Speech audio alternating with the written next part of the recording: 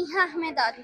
আমি নীলচক্রতে শুভ আঙ্কেলের মেয়ে ক্যারেক্টার কাজ করেছি। আপাতত মনে হচ্ছে রায়হান রাফি ভাইয়া বেস্ট, অবশ্যই বেস্ট ডিরেক্টর, কারণ উনি একই প্ল্যাটফর্মের মধ্যে সাকিব খানকে নিয়েও একটা ঝলক দেখাইছে, আরফান নিশোকে একটা ঝলক দেখাইছে, এবার দুইজনকে একসাথে করে আরো একটা বড় কিছু দেখাচ্ছে আমাদের। আমরা ওই সেই পুরনো আগের ঘরনা মুভি থেকে বের হয়ে গেছি।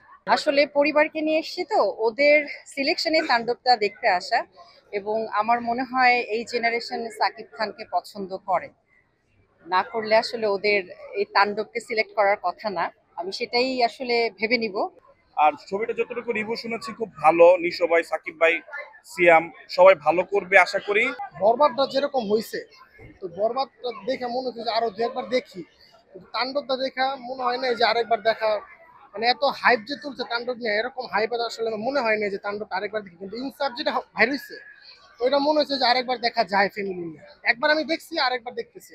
আমরা তো আসলে 90 দশকের, আমাদের সময় তো যারা ছিল, যেমন আমি সালমান শাহের ভক্ত ছিলাম, আর এখন যারা জেনারেশনে আছে তারা সাকিব খানের ভক্ত। এক এক জেনারেশনে এক একজন আসবে, এক একজনের গল্প এক এক রকম হবে, আমরা কাউকে আসলে মেলাতে পারবো না। যদি গান না থাকে তাহলে তো সেটা অসম্পূর্ণ থেকে গেল। একটা চায়ের মধ্যে যদি আপনি চিনি না দেন, লিকারি দিলে সেটা থাকে, তো গানটাও দরকার। সেভাবেই প্রীতম হাসান সে বাঙালি ব্যাপারটা বুঝতে পারছে, কিভাবে মানুষ কি ধরনের মিউজিক চায়, কি ধরনের টেস্ট প্রয়োজন, কোন ধরনের মুভিতে কি প্রয়োজন, সেটাই সে সেভাবে দিতে পারে। এই কারণেই জিনিসটা আরো সুন্দরভাবে ফুটে ওঠে। আমাদের কোনো সমস্যা হচ্ছে না। তাণ্ডবের টিকিট আমরা অনলাইনে কিনেছি।